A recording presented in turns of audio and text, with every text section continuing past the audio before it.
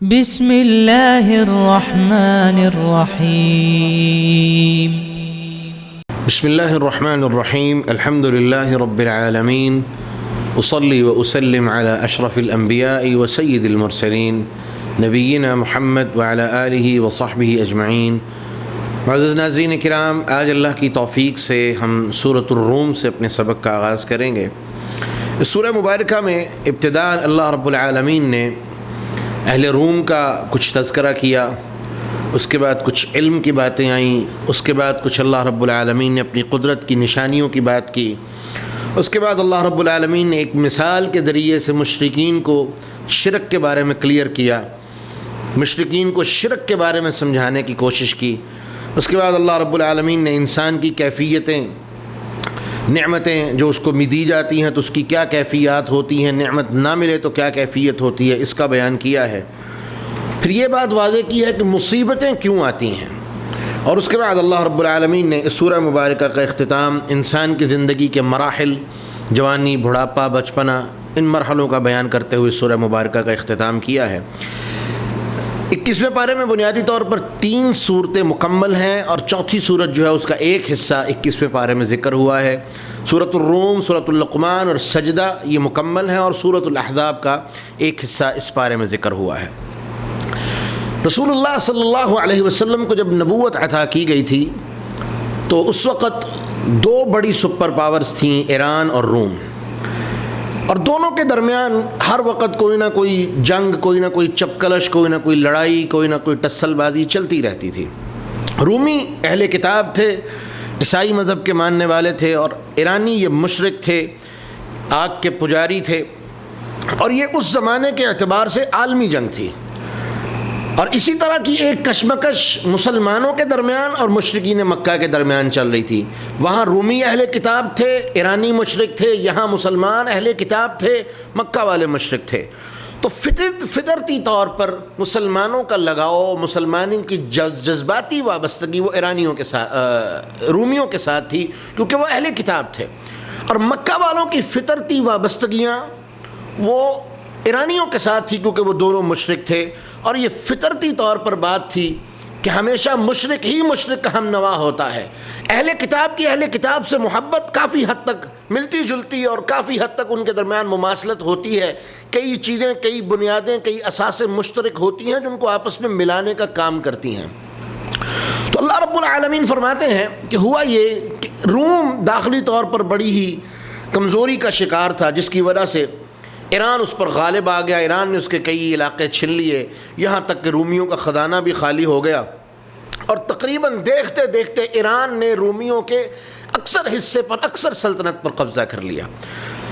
اب پوری اور رومیوں کی جتنی سلطنت تھی وہ صرف ان کے دارالخلافے تک محدود ہو کے، روم تک محدود ہو کے رہ گئی، وگرنہ یہ بہت بڑی سلطنت تھی، وہ ساری کی ساری ایران کے قبضے میں چلی گئی۔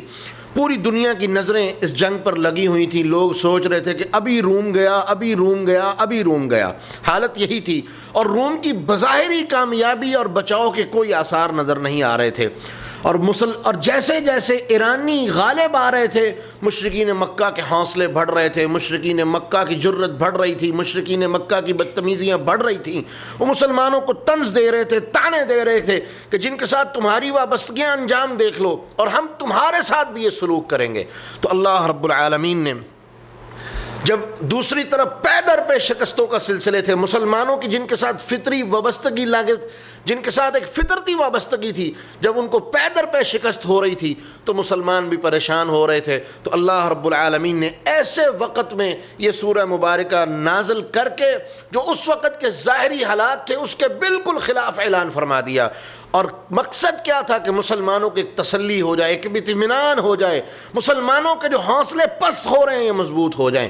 تو اللہ رب العالمین نے قرآن نازل کر دیا کہ الف لام میم غلبت الروم۔ اللہ رب العالمین فرماتے ہیں غلبت الروم، رومی مغلوب ہو گئے، لیکن یہ غالب آئیں گے فی ادنی الارض وہم من بعد غلبہم سیغلبون۔ قریب ترین جو زمین ہے، یعنی سرزمین شام، فلسطین وغیرہ جو مین علاقے تھے، یہ رومیوں کے ہاتھ سے نکل گئے۔ اللہ رب العالمین فرماتے ہیں وَهُم مِّن بَعْدِ غَلَبِهِمْ سَيَغْلِبُونَ، اس غلبے کے، اس مغلوب ہونے کے بعد وہ عنقریب غالب آ جائیں گے۔ بِنَصْرِ اللَّهِ، اللہ کی نصرت اور مدد آئے گی۔ يَنصُرُ مَن يَشَاءُ بنصر اللہ ینصر من یشاء وہو العزیز الحکیم، یہ اللہ کی نصرت ہوگی اور وہ جس کی چاہے مدد فرمائے، وہ غالب ہے اور حکمت والا ہے۔ اور اللہ فرماتے ہیں وعد اللہ لا یخلف اللہ وعدہ، یہ اللہ کا وعدہ ہے اور اللہ اپنے وعدے کی خلاف ورزی نہیں کرتا۔ ولکن اکثر الناس لا یعلمون، لیکن اکثر لوگ اس بات کو نہیں جانتے۔ جب یہ آیات اتریں تو سیدنا ابو بکر رضی اللہ عنہ نے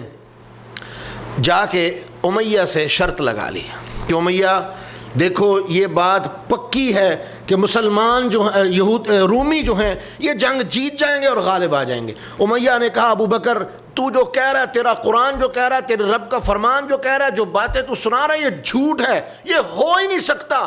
روم بالکل ختم ہونے کے قریب اور تو کہہ رہا ہے اور تیری کتاب کہہ رہی ہے، تیرا رب کہہ رہا ہے کہ رومی غالب آ جائیں گے، ہو ہی نہیں سکتا۔ سیدنا ابو بکر نے کہا شرط لگا لے۔ امیہ نے کہا ٹھیک ہے، 10 اونٹ شرط لگ گئی، اگر رومی جیت گئے میں تجھے 10 اونٹ دوں گا، اور اگر ایرانیوں نے رومیوں کا نام مٹا دیا 10 اونٹ تو مجھے دے گا۔ یہ بات آ کے سیدنا ابو بکر نے رسول اللہ صلی اللہ علیہ وسلم کو بیان کی تو آقا علیہ الصلوۃ نے فرمایا کہ ابو بکر تمہیں پتہ ہے بضع کا لفظ جو ہے وہ 3 سے 9 تک بولا جاتا ہے، تو جاؤ جا کے امیہ سے شرط پوری 9 سال کی کر لو کہ 9 سال کے اندر اندر یہ معاملہ ہو جائے گا، اور جاؤ جا کے شرط بھی لگا لو اور اونٹوں کی تعداد 100 کر دو۔ میں محمد تمہیں اس بات کی بشارت دیتا ہوں کہ اللہ اپنی رحمت سے رومیوں کو غالب کر دے گا۔ سیدنا ابو بکر رضی اللہ عنہ گئے، جا کے کہا امیہ بات سن، بضع کا لفظ عربی زبان میں 3 سے 9 تک استعمال ہوتا ہے، تیری میری شرط 9 سال کی، 9 سال کے اندر اندر رومی غالب آ جائیں گے، اور سن تو 10 اونٹوں کی بات کرتا ہے، میں ابو بکر 100 اونٹ دوں گا، اگر ایرانی جیت گئے غالب آ گئے میں 100 اونٹ دوں گا، اور اگر ایرانی غالب نہ آ سکے رومیوں نے ان پہ غلبہ پا لیا تو مجھے 100 اونٹ دے گا۔ پورے مکے میں شرط کی رویدات پھیل گئی، پورا مکہ اس کو بچے کو پتہ چل گیا کہ ابو بکر اور امیہ کی شرط لگ گئی ہے، اور اللہ رب العالمین نے پھر اپنے وعدے کو پورا کیا۔ کیسے ہوا؟ رومیوں نے اپنے آپ کو دوبارہ ری اسٹیبل کیا، اپنے پورے لشکر کو پورے نئے سرے سے جنگ کی تیاری کی۔ 9 سال کا عرصہ لگا، رومیوں نے مکمل تیاری کر کے، ان کا خزانہ خالی ہو چکا تھا، انہوں نے کلیسا سے، چرچ سے، جو اس وقت سب سے بڑی پاور تھی، قرض لیا، اچھا خاصا بڑی مالیت ان سے قرض لی۔ جنگ کی تیاری کر کے رومیوں نے خاموشی کے ساتھ سمندری رستے سے آ کے ایرانیوں پر حملہ کیا، اور اس طرح کا حملہ کیا کہ ایرانیوں کا جو آتش کدا تھا سب سے بڑا، اس کو نیست و نابود کر دیا، تباہ و برباد کر دیا۔ یہ چیز ایرانیوں کے لیے بدشگونی ثابت ہوئی، انہوں نے اس کو اپنے لیے بدشگونی تصور کرنا شروع کر دیا، اور اللہ اکبر، اس کے بعد ان کے حوصلے پست ہو گئے۔ اللہ رب العالمین نے اپنا وعدہ پورا کر دیا، ایرانی شکست کھا گئے اور ہر محاذ پر شکست ہوئی، اور یہ وہی وقت تھا کہ ادھر اللہ رب العالمین جنگ بدر کے میدان میں مشرکین مکہ پر اللہ مسلمانوں کو فتح دے رہا تھا، اور ادھر رومی اس وقت کے بڑے مشرکین ایرانیوں کو ذلیل و رسوا کر رہے تھے۔ میرے اللہ نے اپنا وعدہ پورا کر دیا، میرے مالک نے اپنے وعدے کو پورا کر دیا۔ اور جو سیدنا ابو بکر رضی اللہ عنہ جب واپس آئے، پتہ چلا رومی غالب آ گئے ہیں۔ امیہ کو جناب بلال رضی اللہ عنہ نے جنگ بدر میں قتل کر دیا تھا، وہ جناب بلال کی تلوار سے جناب بلال رضی اللہ عنہ نے اس کو قتل کر دیا، جنگ کے دوران مار دیا۔ پہلے وہی مالک تھا، ظلم کرتا تھا، اللہ نے بلال کو اس پہ غالب کر دیا، اس کو قتل کر دیا۔ جناب ابو بکر نے جا کے کہا اس کی اولاد کو، تمہارا باپ تھا، اس نے شرط لگائی تھی پورا مکہ جانتا ہے اونٹ دو، انہوں نے اپنے باپ کی شرط کو پورا کیا، جناب ابو بکر کو اونٹ دیے، اور اللہ کے رسول صلی اللہ علیہ وسلم کے پاس سیدنا ابو بکر آئے، کہا اللہ کے رسول میں نے ان اونٹوں کا کیا کرنا ہے، کیا کروں، بتائیں، حکم فرمائیں۔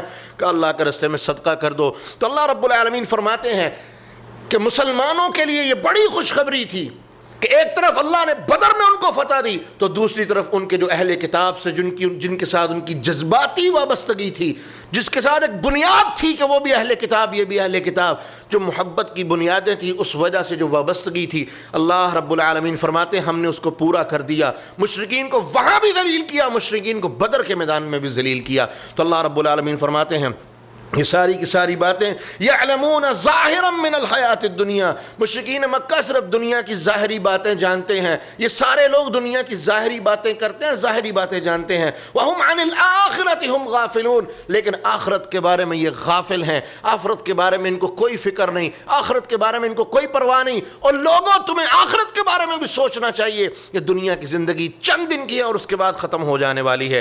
اور اس کے بعد اللہ رب العالمین نے اس سورہ مبارکہ میں مشرکین مکہ کے قریش کے جو سردار تھے بڑے بڑے، ان کو مخاطب کر کے اللہ رب العالمین نے فرمایا دیکھو اولم یسیروا فی الارض، کیا تم نے زمین میں نہیں دیکھا، تم چلتے پھرتے ہو دیکھتے ہو، فینظروا کیف کان عاقبۃ الذین من قبلہم کانوا اشد منہم قوۃ وآثاروا الارض وعمروها اکثر مما عمروها وجاءتهم رسلهم بالبینات فما کان اللہ لیظلمهم ولکن کانوا انفسهم یظلمون۔ تم سے زیادہ طاقتور، تم سے زیادہ کھیتی باڑی والے، تم سے زیادہ دولت والے، تم سے زیادہ ان کے پاس اللہ کی نعمتیں، اللہ کے نبی ان کے پاس آئے، انہوں نے ان کی آیتوں کو جھٹلا دیا، اللہ کے نبیوں کی باتوں کو جھٹلا دیا۔ اللہ رب العالمین فرماتے ہیں دیکھو ان کا انجام کیا ہوا، نیست و نابود کر دیے گئے، نام مٹا دیا گیا، آج ان کا نام لینے والا بھی کوئی نہیں لوگوں۔ لیکن ایک بات یاد کر لو، اللہ ظلم کرنے والا نہیں، اللہ زیادتی کرنے والا نہیں، وَلَكِنْ كَانُوا أَنفُسَهُمْ يَظْلِمُونَ، وہ اپنی جانوں پر خود ظلم کرنے والے ہیں،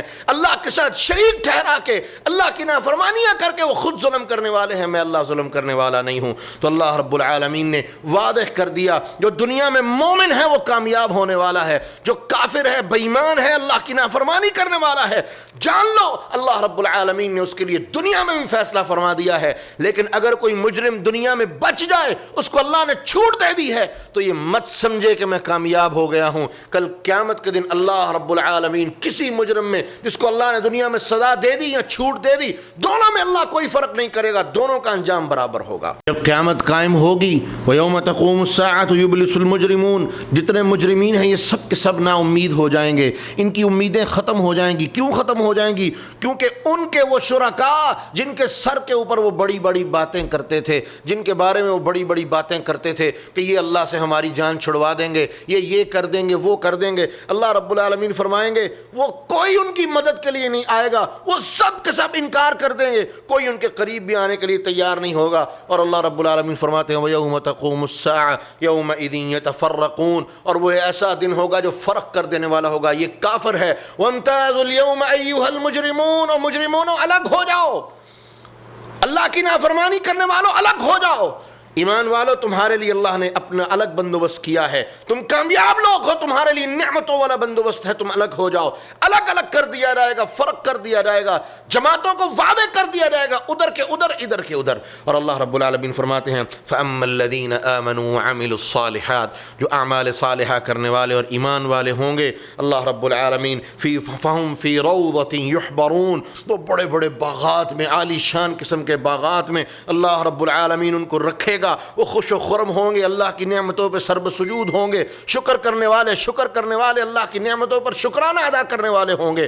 اور اللہ رب العالمین فرماتے ہیں وَأَمَّا الَّذِينَ كَفَرُوا وَكَذَّبُوا بِآيَاتِنَا وَلِقَاءِ الْآخِرَةِ فَأُولَئِكَ فِي الْعَذَابِ مُحْضَرُونَ، اور وہ لوگ جنہوں نے کفر کیا، ہماری آیتوں کو جھٹلایا، انکار کیا، آخرت کی ملاقات کا انکار کیا، اللہ کا انکار کیا، رسول کی باتوں کا انکار کیا، ہر چیز کا انکار کرتے رہے، اللہ رب العالمین فرماتے ہیں فَأُولَئِكَ فِي الْعَذَابِ مُحْضَرُونَ، اللہ رب العالمین ان کو عذاب کے لیے اور عذاب میں اور جہنم میں اللہ رب العالمین ان کو حاضر فرمائیں گے۔ اس کے بعد اللہ رب العالمین نے اس سورہ مبارکہ میں ایک لمبی فہرست اپنی نشانیوں کی، توحید ربوبیت کی اور آخرت کے اوپر ایمان لانے کی عقلی دلیلیں، بڑی بڑی نشانیاں اللہ رب العالمین نے ان کو یہاں پر واضح فرمایا۔ اللہ رب العالمین فرماتے ہیں وَمِنْ آیَاتِهِ أَنْ خَلَقَكُم مِّن تُرَابٍ، اللہ کی نشانیوں میں سے نشانی ہے اس نے تمہیں مٹی سے پیدا کیا ہے، ثم اذا انتم بشر تنتشرون، پھر تم اچانک تم بشر ہو اور پھر زمین میں پھیل رہے ہو۔ کیا مطلب؟ اصل میں تمہاری ابتدا اللہ نے مٹی سے کی ہے اور تم سمجھتے ہو ہم یوں ہی تھے دنیا میں آ گئے ہیں، ایسا نہیں ہے، اللہ نے تمہیں مٹی سے بنایا ہے، اور پورا ایک پروسیس اللہ رب العزت نے بیان کیا قرآن میں کہ کس طرح اللہ نے تمہیں پیدا کیا ہے۔ اور دوسری جگہ اللہ نے قرآن میں بڑی مختصر لیکن جامع بات کی ہے وَفِي أَنفُسِكُمْ أَفَلَا تُبْصِرُونَ، تمہارا جسم اللہ کی رحمتوں کی اور اللہ کی نشانیوں کا منہ بولتا ثبوت ہے، أَفَلَا تُبْصِرُونَ، غور کیوں نہیں کرتے؟ اس کے بعد اللہ رب العالمین فرماتے ہیں وَمِنْ آیَاتِهِ أَنْ خَلَقَ لَكُم مِّنْ أَنفُسِكُمْ أَزْوَاجًا، اللہ رب العالمین فرماتے ہیں یہ بھی میری نشانیوں میں سے نشانی ہے، أَنْ خَلَقَ لَكُم مِّنْ أَنفُسِكُمْ، تمہارے اندر سے، تمہارے نفسوں سے، تمہاری جان سے، آدم کی بائیں پسلی سے اللہ نے حوا کو پیدا کیا، تمہارے اندر سے ہی اللہ رب العالمین نے تمہاری بیویاں بنا دیں، لِتَسْكُنُوا إِلَيْهَا، تاکہ تم دونوں ایک دوسرے کے سکون کا سبب بنو، وَجَعَلَ بَيْنَكُم مَّوَدَّةً وَرَحْمَةً، تمہارے درمیان مودت، محبت، رحمت، اللہ رب العالمین نے الفت یہ رشتے میں پیدا فرما دی۔ اس رشتے کو کائنات کے کسی رشتے کو اللہ نے نشانی نہیں کہا، میاں بیوی کے رشتے کو اللہ نے نشانی کہا ہے۔ اور کیوں نہ ہو، نسلیں چلتی ہیں، نسلوں کی بنیادیں رکھی جاتی ہیں، وہ محبت، مودت، الفت جو اللہ نے اس رشتے میں رکھی ہے کائنات کے کسی رشتے میں نہیں ہو سکتی۔ ہاں والدین کا رشتہ اپنی جگہ، بہن بھائیوں کا اپنی جگہ، رشتہ داروں کا اپنی جگہ، لیکن جو قرب، جو تعلق، جو سکون، جو اطمینان اللہ نے میاں بیوی کے درمیان رکھا ہے دنیا کے کسی رشتے میں نہیں۔ میرا مالک اس کو نشانی بیان کر رہا ہے، اور یاد رکھیں آج ہم اس نشانی کا خوب کھلواڑ کرنے والے، اور اس نشانی کا خوب مذاق کرنے والے، اور اس نشانی کے ساتھ خوب زیادتی کرنے والے ہیں۔ ان فی ذلک لآیات لقوم یتفکرون، جو قوم غور و فکر کرتی ہے، جو اللہ کی نشانیوں میں غور و فکر کرنے والی ہے، یہ بہت بڑی غور و فکر کی دعوت ہے ان لوگوں کے لیے۔ اس کے بعد اللہ رب العالمین فرماتے ہیں وَمِنْ آیَاتِهِ خلق السماوات والارض، آسمان اور زمین کا پیدا کرنا میری نشانیاں ہیں۔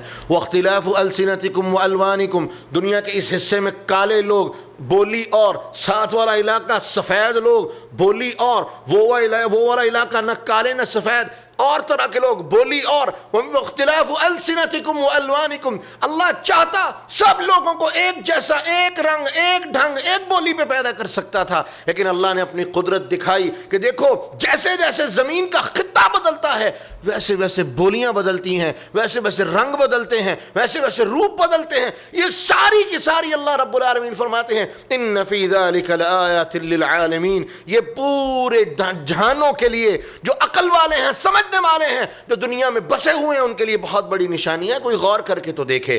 اس کے بعد اللہ رب العالمین فرماتے ہیں وَمِنْ آیَاتِهِ مَنَامُكُمْ بِاللَّيْلِ وَالنَّهَارِ وَابْتِغَاؤُكُم مِّن فَضْلِهِ، اس کی نشانیوں میں سے ایک نشانی ہے تمہارا دن اور رات میں سونا، دن کو اللہ کا فضل تلاش کرنے کے لیے، رزق تلاش کرنے کے لیے نکلنا، یہ اللہ کی نشانیاں ہیں۔ ان فی ذلک لآیات لقوم یسمعون، جو اللہ کی باتوں کو کان لگا کے سنیں، توجہ سے سنیں، غور سے سنیں، نشانیاں موجود ہیں، کوئی غور سے سننے کی کوشش تو کرے۔ اور اس کے بعد اللہ رب العالمین فرماتے ہیں وَمِنْ آیَاتِهِ یُرِیکُمُ الْبَرْقَ خَوْفًا وَطَمَعًا، اس کی نشانیوں میں سے نشانی ہے کہ وہ تمہیں خوف سے اور کسی کو امید سے، طمع سے، جو اللہ پر ایمان رکھنے والے ہیں ان کے لیے طمع ہے، اور جو نافرمان ہیں ان کے لیے خوف ہے۔ اللہ تمہیں بجلیاں دکھاتا ہے نافرمانوں کے لیے خوف، اور وہی بجلی اللہ کے بندوں کے لیے ایک طمع، ایک امید، ایک لالچ کہ اللہ کی رحمت اب آنے والی ہے۔ اور اللہ رب العالمین فرماتے ہیں وَيُنَزِّلُ مِنَ السَّمَاءِ مَاءً، آسمان سے پانی نازل کرتا ہے، فَيُحْيِي بِهِ الْأَرْضَ بَعْدَ مَوْتِهَا، یہ بنجر زمین جو مر چکی ہوتی ہے، یہ بانج زمین، آسمان سے رحمت آتی ہے، جی اٹھتی ہے، اللہ رب العالمین اس زمین کو اگا دیتے ہیں، اللہ رب العالمین اس زمین کو زندہ فرما دیتے ہیں۔ ان فی ذلک لآیات لقوم یعقلون، جو عقل کرنے والے ہوں، جو اللہ رب العالمین کی نشانیوں کو سمجھنے والے، عقل سے کام لینے والے ہوں، ان کے لیے بہت بڑی نشانیاں ہیں۔ اور اس کے بعد اللہ رب العالمین فرماتے ہیں وَمِنْ آیَاتِهِ أَن تَقُومَ السَّمَاءُ وَالْأَرْضُ بِأَمْرِهِ، یہ اس کی نشانیوں میں سے ایک نشانی ہے کہ اسی کے حکم سے زمین بھی کھڑی ہے، آسمان بھی کھڑا ہے، بغیر عمد ترونہا، کوئی ستون نہیں، صرف اللہ نے پکڑا ہوا ہے۔ میرا مالک جب چھوڑ دے یہ زمین پہ آ گرے گا اور کوئی چیز باقی نہیں رہے گی کہ ایسے ہی ہو کہ انسان نیچے کھڑا اور اوپر بہت بڑا پتھر آ گرے تو کیا ہوگا؟ پیس کے سرمے کی طرح ہو جائے گا۔ اللہ رب العالمین فرماتے ہیں ہم نے آسمان کو پکڑا ہوا ہے، تھاما ہوا ہے، کہیں یہ کھل نہ جائے، کہیں یہ کھسک نہ جائے۔ فرمایا اگر ہم نہ تھامیں یہ زمین پہ گر جائے اور زمین والے تباہ و برباد ہو جائیں۔ اور اللہ رب العالمین فرماتے ہیں ثم اذا دعاکم دعوة من الارض اذا انتم تخرجون، اور پھر یاد رکھو یہ زمین اسی کی مخلوق ہے، اسی کے حکم کے تابع ہے۔ وہ جب اس زمین کو حکم دے گا میری امانت کو نکال دو، وہ ایک ہی آن میں سب کو نکال کے باہر پھینک دے گی، وہ اللہ اسی زمین سے تمہیں دوبارہ زندہ کرے گا۔ اللہ رب العالمین فرماتے ہیں یہ میری نشانیاں ہے۔ وَلَهُ مَنْ فِي السَّمَاوَاتِ وَالْأَرْضِ كُلٌّ لَهُ قَانِتُونَ، زمین ایسا کیوں کرے گی، آسمان ایسا کیوں کر رہا ہے کہ وہ کھڑا ہے؟ اللہ رب العالمین فرماتے ہیں یہ زمین اور آسمان اور ان کے درمیان جو کچھ ہے سب کا سب اللہ کا ہے، اور وہ اسی کے لیے فرما بردار ہیں، ذرہ برابر بھی اللہ کے حکم کی مخالفت نہیں کرتے، ذرہ برابر بھی اللہ کے حکم کے آگے پیچھے نہیں کرتے۔ جو مالک حکم دیتا ہے اس کے اوپر سیدھے سیدھے چلنے والے ہیں، ذرہ برابر بھی کوئی فرق نہیں کرتے، ذرہ برابر بھی حکم عدولی نہیں کرتے، کیونکہ وہ جانتے ہیں اگر ہم نے اپنے مالک کی حکم عدولی کی ہمارا مالک ہمارے ساتھ کیا سلوک کر سکتا ہے۔ اور آخر میں اللہ رب العالمین بیان فرماتے ہیں وَهُوَ الَّذِي يَبْدَأُ الْخَلْقَ ثُمَّ يُعِيدُ، اللہ وہ ذات ہے جو مخلوق کو سب سے پہلی دفعہ پیدا کرتا ہے، مخلوق کی ابتدا اس نے کی پہلی دفعہ جب کوئی نام نشان نہیں تھا اللہ نے پیدا کیا، ثُمَّ يُعِيدُ، پھر یہ مرتا ہے، اللہ فرماتے ہیں ہم اس کو دوبارہ لوٹائیں گے، دوبارہ زندگی دیں گے، وَهُوَ أَهْوَنُ عَلَيْهِ، مرے کو دوبارہ زندہ کرنا اللہ کے لیے آسان ہے، فطرتی بات ہے۔ دنیا میں ایک مشین بنانا جس کا سرے صحیح کوئی نشان نہ ہو، جیسے آج کرونا کی ویکسین کی بات ہے، دنیا میں جنگ جاری ہے، یہ ملک کہہ رہے ہیں میں پہلے بناؤں، وہ چاہتا ہے میں پہلے بناؤں، یہ چاہتا ہے میں پہلے بناؤں۔ جو چیز دنیا میں پہلے سے موجود نہیں اس کا بنانا مشکل ہے، لیکن جو پہلے سے موجود ہو اس کو ری موڈیفائی کرنا، اس کو دوبارہ تیار کرنا، پہلے سے بہتر کرنا، اس کے جو وہ ختم بھی ہو جائے، اس کے اثرات ختم بھی ہو جائیں، 2-4 کیمیکل مکس کر کے اس کو سیٹ کرنا، یہ زیادہ آسان ہوتا ہے۔ اسی طرح میرے مالک نے بیان کیا، جب تمہارا کوئی نام نشان نہیں تھا ہم نے اس وقت تمہیں پیدا کیا، اب تو تم مر کے مٹی میں چلے گئے ہو، تمہارا نام نشان موجود ہے، باڈی موجود ہے، پارٹس موجود ہیں، نشان موجود ہے، ہم اس سے تمہیں دوبارہ زندہ کر سکتے ہیں، اور یہ کام اس کام کی نسبت زیادہ آسان ہے۔ اور اللہ رب العالمین فرماتے ہیں وَلَهُ الْمَثَلُ الْأَعْلَى، لوگو جان لو اللہ ہی کے لیے بڑی بڑی اونچی مثالیں ہیں، بڑی اونچی شانیں وہ صرف اس اللہ کے لائق ہیں۔ فی السماوات والارض، آسمانوں اور زمینوں میں جتنی بھی بڑی شانیں ہیں، بڑی مثالیں ہیں، بڑی عظمتیں ہیں، وہ میرے اللہ کے لیے ہیں۔ وَهُوَ الْعَزِيزُ الْحَكِيمُ، اور وہ غالب ہے اور بہت حکمتوں والا ہے۔ اس کے بعد اللہ رب العالمین نے ایک بڑی خوبصورت مثال بیان کر کے مشرکین کو توحید سمجھانے کی کوشش کی ہے۔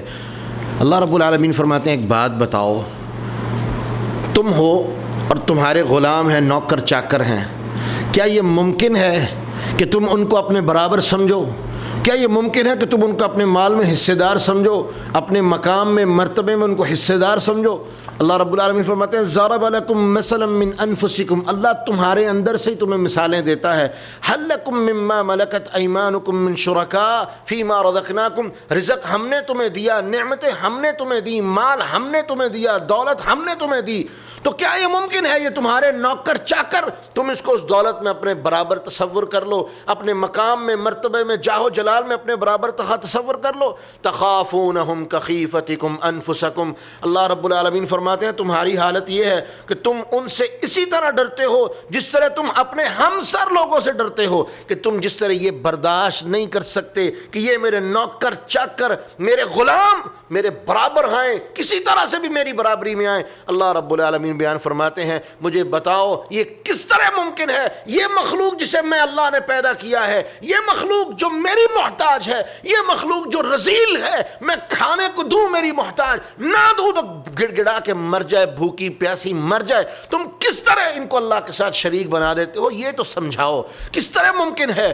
وہ اللہ جو پوری کائنات کا خالق اور مالک ہے، تم اسی کی مخلوق میں سے اٹھا کے کسی کو اس کا شریک بنا دیتے ہو، جبکہ تم یہ بھی برداشت کرنے کے لیے تیار نہیں کہ تمہارا ہی ایک نوکر جو تمہارا کام کرتا ہے، تمہارے لیے خدمت کرتا ہے، تمہارے لیے خرید و فروخت کرتا ہے، محنت کرتا ہے، تم اس کو اپنے مال میں برابر نہیں سمجھ سکتے، تم اس کو اپنے برابر تصور بھی نہیں کر سکتے، ایسا گوارا ہی نہیں کر سکتے، تمہارے نفس اس بات کو گوارا کرنے کے لیے تیار نہیں، تو بتاؤ تمہارے نفس اس بات کو کیسے گوارا کر لیتے ہیں کہ وہ اللہ پوری کائنات کا خالق، ساری اس کی مخلوق میں سے تم کسی کو اٹھاؤ اور اس خالق کا شریک بنا دو؟ یہ کیسے ممکن ہے؟ یہ مثال تمہیں سمجھ کیوں نہیں آتی؟ لیکن سمجھنے والوں کے لیے بڑی ہی سمجھنے کی بات ہے۔ اللہ رب العالمین فرماتے ہیں جس طرح تم اپنے غلاموں کو اپنے برابر دیکھنا پسند نہیں کرتے، تو یقیناً اللہ رب العالمین بھی اپنی مخلوق میں سے کسی کو اپنے برابر بلکہ کسی کو بھی اپنے برابر دیکھنا پسند نہیں کرتا، کیونکہ ساری ہے ہی اس کی مخلوق،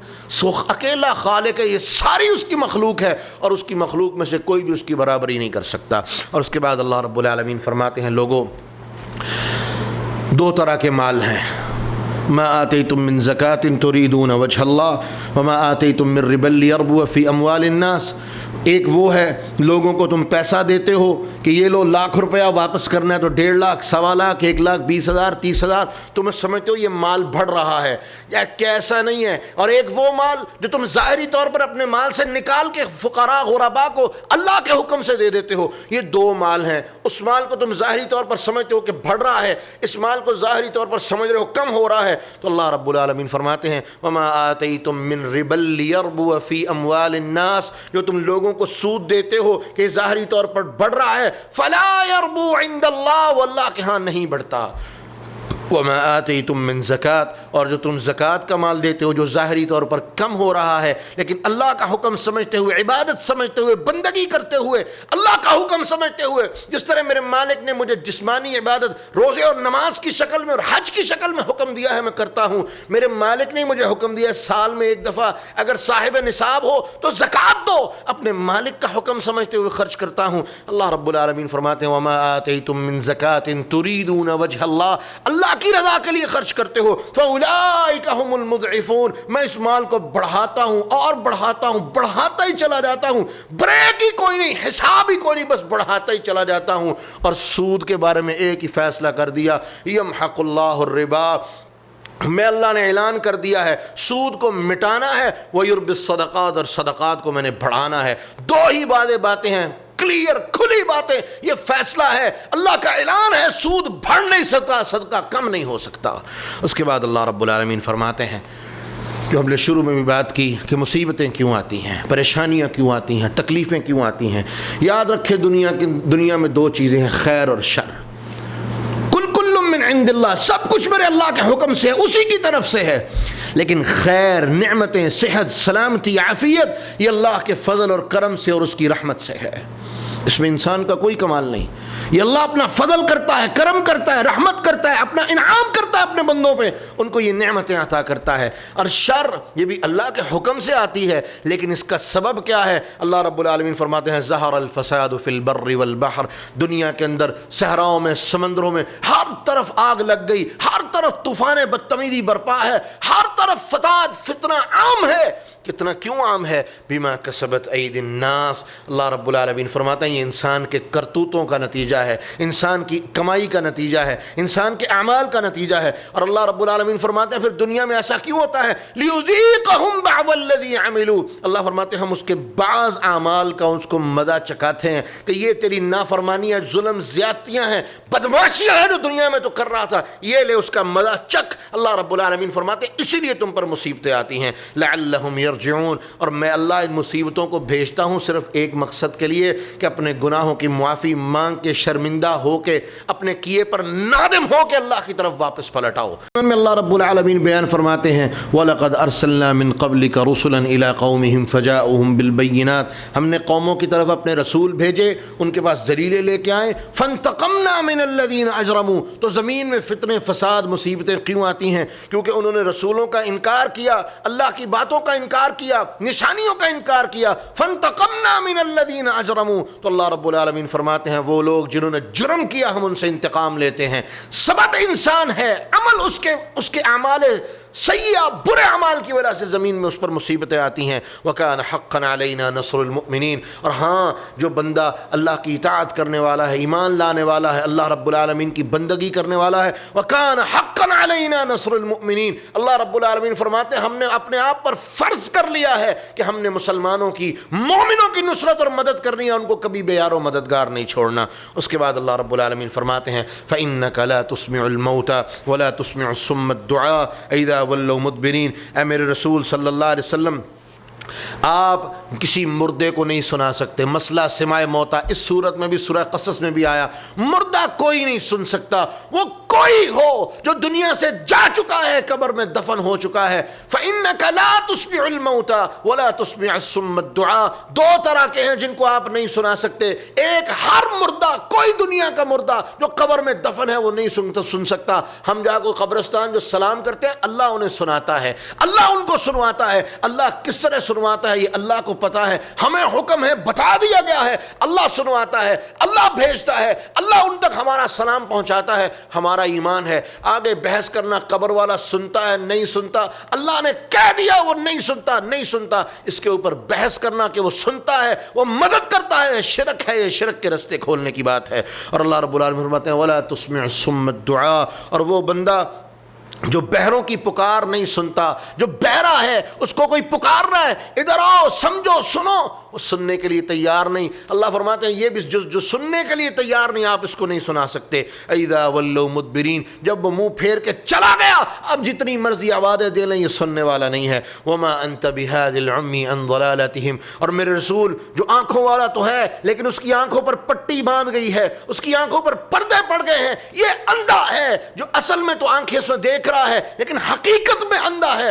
اللہ رب العالمین فرماتے ہیں جب اس نے اپنی اندھی آنکھوں سے گمراہی کو چن لیا، وما انت بہاد العمی، آپ اس کو ہدایت نہیں دے سکتے۔ ان تسمع الا من یؤمن بآیاتنا فهم مسلمون، میرے رسول آپ صرف اس کو سنا سکتے ہیں، اس کو دکھا سکتے ہیں جو اللہ کے آیتوں پر ایمان لانے والا ہے، ہدایت کے رستے کو منتخب کرنے والا ہے، صراط مستقیم کو چن لینے والا ہے، آپ کی اطاعت کرنے والا ہے، اللہ کی بندگی کرنے والا ہے۔ آپ اس کو سنا سکتے ہیں جو اللہ کے رستے کو چھوڑ کے چلا جائے، یہ گونگا ہے، بہرا ہے، اندھا ہے، آپ اس کو نہیں سنا سکتے، نہ آپ اس کو ہدایت کی طرف لے کے جا سکتے ہیں۔ اور اس کے بعد اللہ رب العالمین نے بندے کی پوری زندگی کی باتیں کی۔ اللہ رب العالمین فرماتے ہیں اللہ الذی خلقکم من ضعف، اللہ وہ ذات ہے جس نے تمہیں کمزوری کی حالت میں پیدا کیا، ثم جعل من بعد قوہ، پھر تمہیں قوت دی، جوانی عطا کر دی، بچپنے سے جوانی تک اللہ لے کے قوت والی صحت والی زندگی، ثم جعل من بعد ضعف قوة ثم جعل من بعد قوة ضعفا وشیبا، پھر اس قوت کے بعد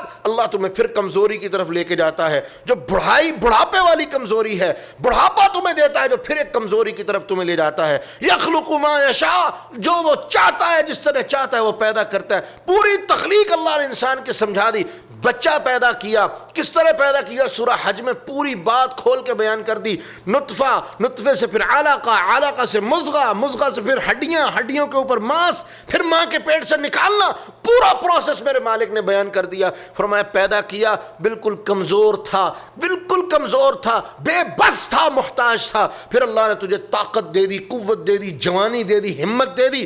فائدہ یہ ہے اب اللہ کی شکر، اب اللہ کی بندگی کر، اللہ کا شکر ادا کر جو اس نے تمہیں یہ نعمت عطا کی۔ فرمایا جو بندہ اس نعمت کا شکر ادا نہیں کرتا اللہ پوچھیں گے بتا جوانی دی تھی کہاں لگا کے آیا ہے، بتا جوانی کو کہاں فنا کر کے آیا ہے، بتا کہاں جوانی ضائع کی، اس جوانی تجھے اس لیے دی تھی کہ اللہ کے دین کے لیے، اللہ کی عبادت کے لیے تیری جوانی صرف ہو، بتا جواب دے اللہ، یہ اللہ کی اس نعمت کو کہاں ضائع کر کے آیا، کہاں فنا کر کے آیا، جواب دے اس بات کا۔ اور اس کے بعد اللہ رب العالمین فرماتے ہیں پھر ہم تمہیں بڑھاپا دیتے ہیں، اور بڑھاپے کی تشبیہ اللہ نے بچپن کی کمزوری کے ساتھ دی کہ جس طرح انسان بچپن میں بے بس، محتاج، لاچار ہوتا ہے، اسی طرح بڑھاپے میں بھی بے بس، لاچار، محتاج ہو جاتا ہے۔ اللہ رب العالمین فرماتے ہیں یہ ساری سلسلے یخلق ما یشاء، جس طرح ہم چاہتے ہیں پیدا کرتے ہیں، ہمیں کوئی پوچھنے والا نہیں ہے۔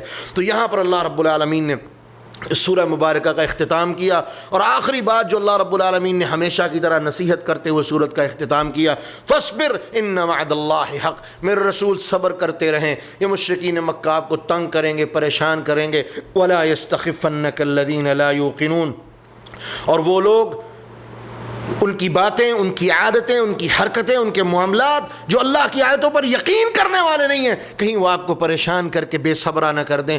آپ نے صبر کا دامن نہیں چھوڑنا، صبر کو مضبوطی سے تھام لیں، میں اللہ آپ کی مدد کرتا رہوں گا۔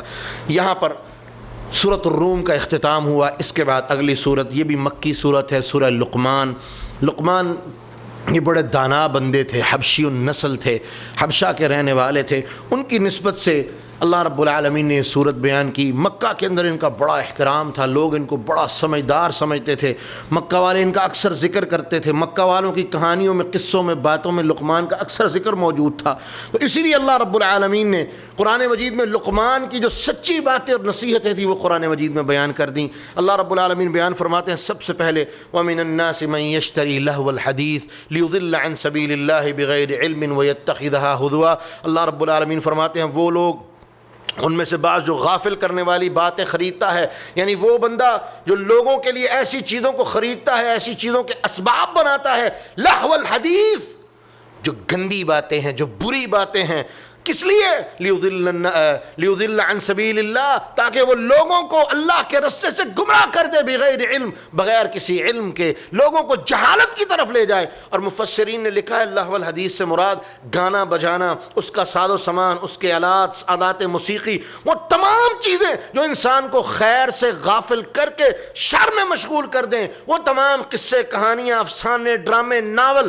آج کل ارطغرل کا بڑا زمانہ چل رہا ہے، ارطغرل نام کا ڈرامہ پوری دنیا اس کی دیوانی ہوئی ہے۔ اللہ کی قسم یہ لہو الحدیث ہے، یہ ڈرامے، یہ افسانے جو حقیقت سے دور ڈرامہ بنے ہیں، جو خود ایک ڈرامہ ہیں۔ میرے بھائی یاد رکھو، یہ تمہیں گمراہ کرنے والے ہیں، یہ تمہیں لہو الحدیث ہے، یہ تمہیں گمراہ کرنے والے ہیں۔ اللہ رب العالمین فرماتے ہیں وَيَتَّخِذَهَا هُزُوًا، اور یہ لوگ ہیں کہ لوگوں کو گمراہ کرنے کی ذمہ داری لے لی ہے اور ان کا مذاق اڑاتے ہیں۔ أُولَٰئِكَ لَهُمْ عَذَابٌ مُّهِينٌ، ان بدبختوں کے لیے اللہ نے دردناک قسم کا ذلیل اور رسوا کر دینے والا عذاب تیار کر رکھا ہے۔ وَإِذَا تُتْلَىٰ عَلَيْهِمْ آيَاتُنَا، ان کی نشانیاں کیا ہیں؟ جب آپ ان کو اللہ کی آیتیں سنائیں گے، اللہ کی طرف بلائیں گے، غلط صحیح کی پہچان کروائیں گے، وَاللَّهُ مُسْتَكْبِرًا، تکبر کرتے ہوئے، حقارت کرتے ہوئے، اللہ کی بات کو ٹھکراتے ہوئے، اللہ کی آیتوں کا انکار کرتے ہوئے منہ پھیر کے چلے جائیں گے۔ كَأَن لَّمْ يَسْمَعْهَا، جیسا کہ اس نے سنا ہی نہیں، كَأَنَّ فِي أُذُنَيْهِ وَقْرًا، جیسے کہ اس کے دونوں کانوں میں کوئی رکاوٹ ہے، بوجھ ہے،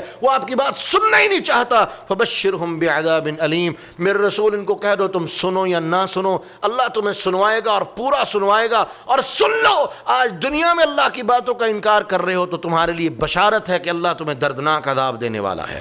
اس کے بعد اللہ رب العالمین نے لقمان علیہ السلام کی نصیحتیں جو ہیں وہ گنوائیں۔ سب سے پہلے اللہ فرماتے ہیں کہ وَلَقَدْ آتَيْنَا لُقْمَانَ الْحِكْمَةَ، ہم نے لقمان کو حکمت، عقل مندی، سمجھ کی باتیں عطا کیں۔ کس لیے؟ أَنِ اشْكُرْ لِلَّهِ، تاکہ وہ اللہ کا شکر کرنے والا بن جائے۔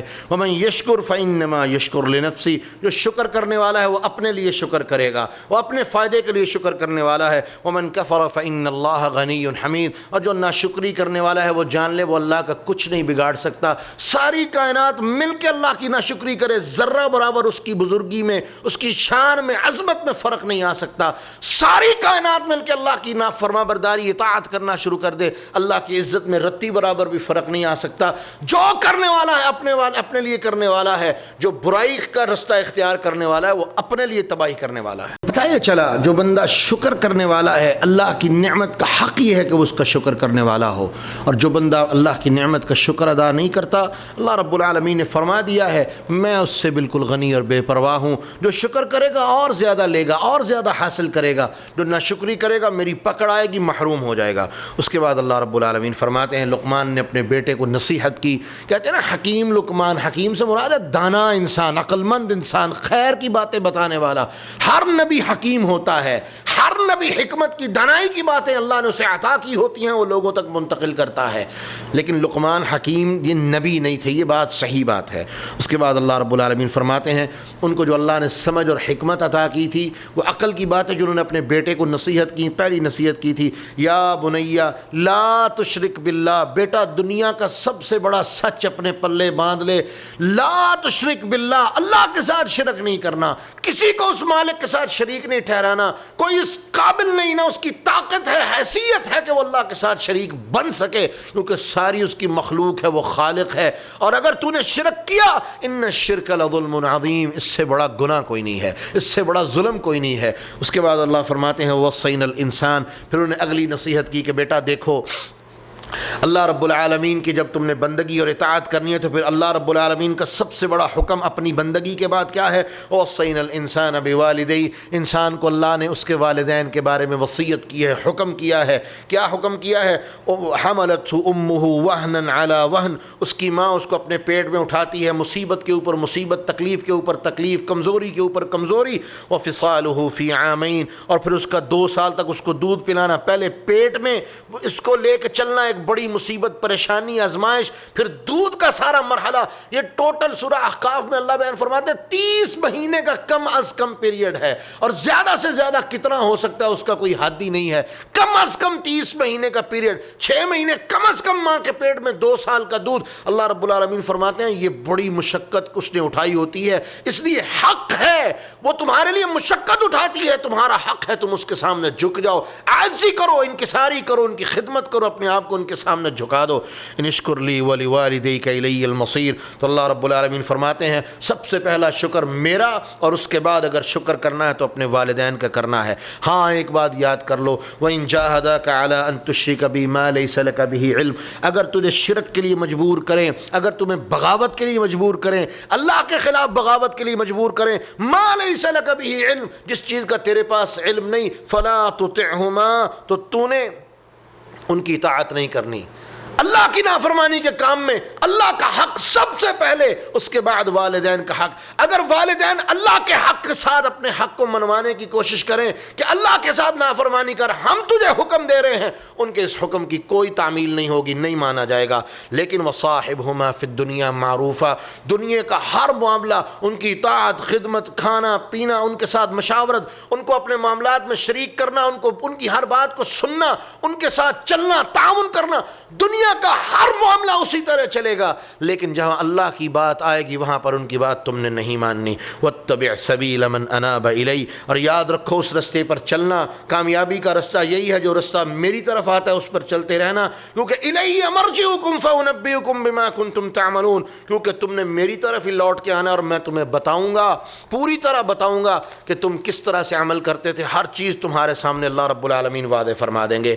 اس کے بعد اللہ رب العالمین فرماتے ہیں، لقمان نے اپنے بیٹے کو اگلی نصیحت کی کہ بیٹا انها ان تق مثقال حبة من خردل فتكن في صخرة او في السماوات او في الارض يأتي بها الله، بیٹا چھوٹی سے چھوٹی چیز، وہ ایک رائی کے دانے کے برابر بھی کیوں نہ ہو، وہ اچھی ہے یا بری، وہ نیکی ہے یا بدی، انها ان تق مثقال حبة من خردل فتكن في صخرة او في السماوات او في الارض، وہ کسی چٹان کے نیچے ہو، آسمانوں میں ہو، زمینوں میں ہو، وہ کہیں ہو، اللہ رب العالمین اس کو لے آئے گا، کیونکہ اللہ پوری طرح سے جاننے والا ہے۔ اور اللہ نے اعلان کر دیا فمن يعمل مثقال ذرة خيرا يره، ایک رائی کے دانے کے برابر خیر ہوگی دیکھ لے گا، نیکی ہوگی دیکھ لے گا، ومن يعمل مثقال ذرة شرا يره، برائی کی ہوگی، نافرمانی کی ہوگی، وہ بھی اس کے سامنے موجود ہوگی۔ تو سمجھایا کیا کہ بیٹا چھوٹی سے چھوٹی بھی خیر کو حقیر نہ جاننا۔ اللہ کے رسول صلی اللہ علیہ وسلم نے فرمایا لا تحتقرن من المعروف شیئا، لوگوں نیکی جو خیر ہے اس کو حقیر نہیں جاننا، حتیٰ کہ فرمایا اتنی سی نیکی بھی کہ تو اپنے بھائی کو مسکراتے ہوئے چہرے کے ساتھ، خندہ پیشانی کے ساتھ مسکراتے ہوئے اس کا ویلکم کرے، اس کا استقبال کرے، اس کو ملے، فرمایا یہ نیکی بھی تو نے اسے حقیر نہیں جاننا، اس کو ضائع نہیں کرنا۔ اور دوسری روایت میں آتا ہے، اگرچہ محدثین نے کلام کیا ہے لیکن بات کسی حد تک وہ ٹھیک ہے، آقا علیہ الصلوۃ والسلام فرماتے ہیں کہ عرضت علی اجور امتی، اللہ رب العالمین نے مجھے وہ اجر دکھائے، جن اجر کے بارے میں، جن اعمال کے بارے میں اللہ میرے بندوں کو، میری امت کو اجر عطا کرے گا۔ فرمایا ان میں وہ چیز بھی شامل تھی کہ ایک بندے نے مسجد سے ایک معمولی سا تنکا جو مسجد میں گندگی کا سبب بن رہا تھا، اس نے اٹھا کے باہر پھینک دیا، اس کو حقیر نہیں جانا، اللہ رب العالمین نے اس کو اس چیز کے بدلے میں بھی اجر عطا فرمایا۔ اس کے بعد اللہ رب العالمین فرماتے ہیں، لقمان نے اپنے بیٹے کو اگلی نصیحت کی، یا بنی اقم الصلاۃ وامر بالمعروف، بیٹا نماز پکی کر لینا، نماز نماز نماز۔ رسول اللہ صلی اللہ علیہ وسلم دنیا سے جا رہے تھے، آخری وقت ہے، انتہائی شدت کی تکلیف، اور میرے آقا کی زبان پر ایک ہی بات ہے، الصلاۃ الصلاۃ وما ملکت ایمانکم، لوگوں نماز کا خیال کرنا اور اپنے غلاموں کا خیال کرنا، نماز کو ضائع نہ کرنا، اپنے غلاموں کے ساتھ زیادتی نہ کرنا۔ وامر بالمعروف، بیٹا امر بالمعروف کو لازم پکڑ لینا، وانہی عن المنکر، تیری زندگی کا مقصد ہی یہ ہے، جب تو اپنے رب کی بندگی کرنے والا ہے تو بندگی کا حق یہ ہے کہ لوگوں کو اپنے رب کی طرف بلا، اور وہ کام جن سے رب منع کرتا ہے ان سے روک، یہ تیرے ذمے ہے۔ وَاصْبِرْ عَلَى مَا أَصَابَكَ، اور بیٹا جو مصیبت تجھے پہنچ جائے اس پر صبر کر، واویلا نہیں کرنا، چیخنا نہیں، چلانا نہیں، صبر کرنا ہے۔ إِنَّ ذَلِكَ مِنْ عَزْمِ الْأُمُورِ، بیٹا یہ کام بڑے ہمت والے کاموں میں سے ہے، بڑی کامیابی کے کاموں میں سے ایک کام ہے، اس چیز کو تو نے چھوڑنا نہیں۔ اس کے بعد کہا وَلَا تُصَعِّرْ خَدَّكَ لِلنَّاسِ، اپنے خدوں کو، اپنے رخساروں کو، اپنے منہ کو پھلا پھلا کے، باچھیں پھلا کے لوگوں کے اوپر چیخنا نہیں، چلانا نہیں، بدتمیزی نہیں کرنی۔ وَلَا تَمْشِ فِي الْأَرْضِ مَرَحًا، اور زمین کے اندر اکڑ کے نہیں چلنا۔ اللہ کو عاجزی پسند ہے، جو چیز میرے اللہ کو پسند نہیں وہ اختیار نہیں کرنی۔ اللہ کو عاجزی پسند ہے، عاجزی اختیار کرنی ہے۔ اللہ تکبر کو ناپسند کرتے ہیں، اپنے آپ کو اس سے دور کر لینا۔ اللہ چیخنے کو، چلانے کو، کسی کے اوپر آواز اونچی کرنے کو، بدتمیزی کرنے کو، اپنی باچھیں پھلا کے بات کرنے کو اللہ نے ناپسند کیا۔ بیٹا یہ طریقہ اختیار نہیں کرنا۔ ان اللہ لا يحب كل مختال فخور، جو تکبر کرنے والا، نافرمانی کرنے والا ہے اللہ رب العالمین اس سے محبت نہیں کرتا۔ وَاقْصِدْ فِي مَشْيِكَ، اپنی چال کو درمیانہ کر لے، درمیانی چال چل، عاجزی والی، انکساری والی، تکبر والی نہ ہو، نہ بہت زیادہ حقارت والی ہو، درمیانی چال چلو۔ وَاغْضُضْ مِنْ صَوْتِكَ، اور اپنی آواز کو جھکا لو، پست کر لو، کیونکہ اونچی آواز سے تو گدھا بھی بولتا ہے۔ اونچی آواز یہ انسان کی شان نہیں، اونچی آواز سے تو گدھا ہانکتا ہے۔ یہ گدھے کی آواز ہے، یہ گدھے کا طرز عمل ہے، انسان کا طرز عمل یہ نہیں۔ بیٹا تو نے بدتمیزی والا رستہ اختیار نہیں کرنا، وہ رستہ اختیار کرنا جو اللہ کو پسند ہو۔ اور اس کے بعد اللہ رب العالمین فرماتے ہیں، اللہ رب العالمین اس کے بعد مکہ والوں کو کچھ توحید کے عقلی دلائل وعدے کی۔ اللہ رب العالمین فرماتے ہیں وَمِنَ النَّاسِ مَن يُجَادِلُ فِي اللَّهِ بِغَيْرِ علم، کچھ لوگ ایسے ہیں جو اللہ رب العالمین کی ذات کے بارے میں بغیر کسی علم کے، کوئی علم ان کے پاس نہیں، ولا ہدی ولا کتاب منیر، نہ کھلی کتاب ہے نہ ہدایت ہے، کچھ نہیں، اور وہ اللہ کے بارے میں جھگڑے کرتے ہیں، اللہ کے بارے میں نافرمانیاں کرتے ہیں، اللہ رب العالمین کی ذات کے بارے میں بحثیں کرتے ہیں۔ اور اللہ رب العالمین فرماتے ہیں وَإِذَا قِيلَ لَهُمُ اتَّبِعُوا مَا أَنزَلَ اللَّهُ، اور جب انہیں کہا جائے کہ اس چیز کی پیروی کرو جو اللہ نے نازل کی ہے، قَالُوا بَلْ نَتَّبِعُ مَا وَجَدْنَا عَلَيْهِ آبَاءَنَا، وہ کہتے ہیں ہم نے تو رواج ہے ہمارا، جو ہمارے بڑے کرتے آئے ہیں وہی کرنا ہے، کوئی اللہ کی بات ہم نہیں جانتے نہ مانتے ہیں۔ بحث ضرور کریں گے، بحث مباحثہ کریں گے، تمحیص کریں گے، اور آخری جواب کیا ہے؟ جو آباء و اجداد کا دین ہے اسی پر چلنا ہے۔ اولو کان الشیطان یدعوہم الی عذاب السعیر، تو کیا ان کو بتا دو کہ کیا شیطان نے تمہیں پہلے دن سے ہی جب اس نے اللہ کے سامنے کھڑے ہو کے قسمیں اٹھا لی تھی تو اس نے یہ نہیں کہا تھا کہ میں ان کو جہنم کی طرف بلاؤں گا؟ تو کیا مطلب کہ شیطان نے تمہارے بڑوں کو بھی گمراہ کر دیا تھا، تم بھی گمراہ ہو، شیطان کے رستے سے نکل جاؤ، اللہ کے رستے کی طرف آ جاؤ، اور اللہ کا رستہ اس کی اتباع میں ہے۔ اور اس کے بعد اللہ رب العالمین بیان فرماتے ہیں کہ لوگوں، زمین کے سارے سمندروں کو سیاہیوں میں بدل لو، زمین کے سارے درختوں کو کاٹ کے کلمے بنا لو، اور تم ان کے ذریعے سے اللہ رب العالمین کی حمد و ثنا اور اس کے کلمات اور اس کی تعریف کو لکھنے بیٹھ جاؤ۔ ما نفدت کلمات اللہ، تم اللہ کی نعمتوں کو شمار نہیں کر سکتے۔ سبحانک یا ربنا، اللہ تو پاک ہے، تیری نعمتوں کو کوئی شمار کر ہی نہیں سکتا۔ اور اس کے بعد اللہ رب العالمین نے ایمان والوں کو کچھ نصیحت کی کہ یا ایھا الناس، اے لوگو، خاص طور پہ ایمان والوں کو اور عام طور پہ پوری انسانیت کو۔ اللہ فرما رہا ہے یا ایھا الناس اتقوا ربکم واخشوا یوما لا یجزی والد عن ولدی، اللہ سے ڈر جاؤ اس دن کے، وہ دن آنے والا ہے، وہ منتظر ہے تمہارا۔ واخشوا یوما، اس دن سے ڈر جاؤ، لا یجزی والد عن ولدی، اولاد اپنے باپ کے کام نہیں آئے گا، باپ اپنی اولاد کے کام نہیں آئے گا، کوئی کسی کے کام نہیں آئے گا۔ ولا مولود هو جاد عن والده شيئا، اور نہ ہی بچہ اپنے باپ کے کسی کام آنے والا ہوگا۔ ان وعد اللہ حق، اور یاد رکھو اللہ کا وعدہ حق ہے۔ فلا تغرنکم الحیات الدنیا، یہ دنیا کی زندگی تمہیں کہیں دھوکے میں نہ ڈال دے۔ ولا یغرنکم باللہ الغرور، اور کہیں تمہیں یہ خاص طور پہ اللہ کے بارے میں دھوکے میں نہ ڈال دے۔ لوگوں یاد رکھو، دنیا میں اللہ نے تمہیں اپنی بندگی کے لیے بھیجا ہے، یہ بندگی کرنے کے بعد اللہ تمہیں اپنے سامنے کھڑا کرے گا، مارنے کے بعد زندہ کر کے اپنے سامنے کھڑا کرے گا، سوال کرے گا، پوچھے گا بتاؤ زندگی کیسے گزار کے آئے ہو، جواب دینا پڑے گا۔ اور اس دن کوئی تعلق، رشتہ، ناتا، دولت، مقام، جائیداد، منصب، کوئی چیز اللہ رب العالمین کے ہاں کام نہیں دے گی۔ کام آئے گا تو عمل کام آئے گا، حتیٰ کہ نیک اولاد جس کو دنیا میں نیکی پہ لگایا تھا وہ بھی اللہ کے ہاں کام آئے گی، لیکن اس اولاد کی کوئی طاقت، اس اولاد کی کوئی جاہ و جلالت، اس اولاد کا کوئی منصب، کوئی چیز اللہ رب العالمین کے ہاں اس کے لیے کام آنے والے نہیں ہے۔ کام آئے گا تو عمل کام آئے گا۔ اور اللہ فرماتے ہیں دنیا میں تمہیں بندگی کے لیے بھیجا ہے، عبادت کے لیے بھیجا ہے، اللہ کی عبادت کرتے رہو۔ دنیا تمہیں، دنیا کی چک و چوند، مال و دولت، یہ اولاد، اس کی محبت ہے، تمہیں اللہ سے غافل نہ کر دیں۔ اور اس سورہ مبارکہ کا اختتام اللہ رب العالمین نے 5 علم غیب کی جو باتیں ہیں ان کے اوپر کیا۔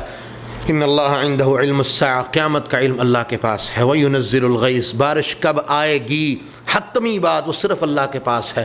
دنیا کی ٹیکنالوجی صرف امکان بتاتی ہے کہ آج پاسبلٹی ہے وہ ٹھیک ہو جائے، لیکن اکثر وہ پریڈکشن غلط ہوتی ہے۔ وہ ایک پریڈکشن ہے، ایک پیشین گوئی ہے، وہ اکثر غلط ہوتی ہے۔ صحیح حتمی علم صرف میرے اللہ کے پاس ہے. وَيَعْلَمُ مَا فِي الْأَرْحَامِ, ماں کے پیٹ میں کیا ہے, بچہ ہے یا بچی ہے.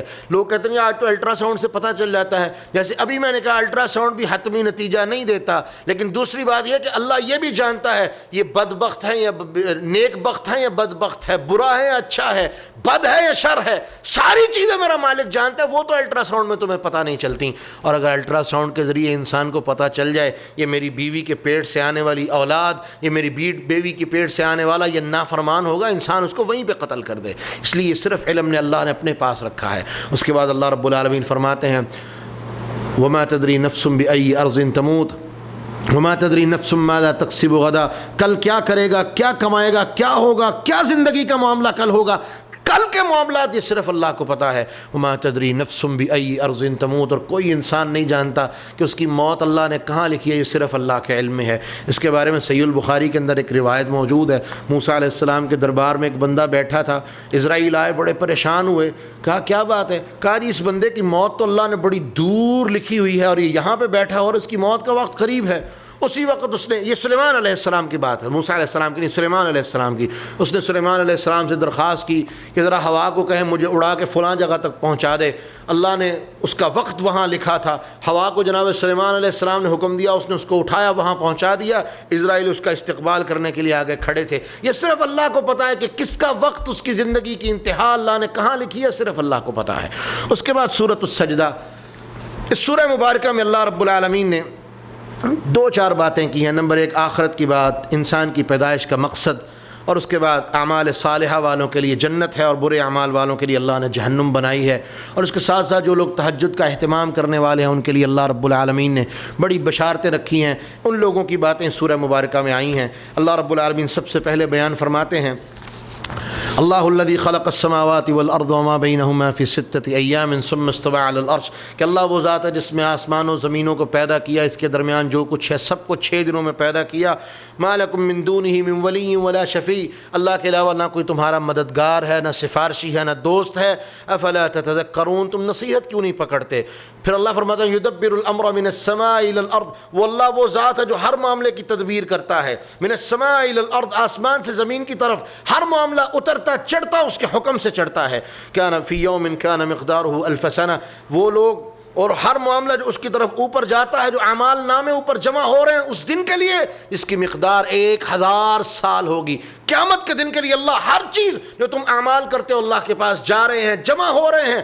قیامت کا دن جو 1000 سال کا ہوگا, مفسرین نے وعدے کیا کہ قرآن میں 50,000 سال بھی آیا, 1000 سال بھی آیا, تو تطبیق یہ دی کہ پہلا دن جو ہے وہ 50,000 سال کا اور اس کے بعد ہر دن جو ہے وہ 1000 سال کا ہوگا. تو اللہ رب العالمین فرماتے ہیں اس دن کے لیے ہم تمہارے اعمال نامے کو اپنے پاس جمع کر رہے ہیں.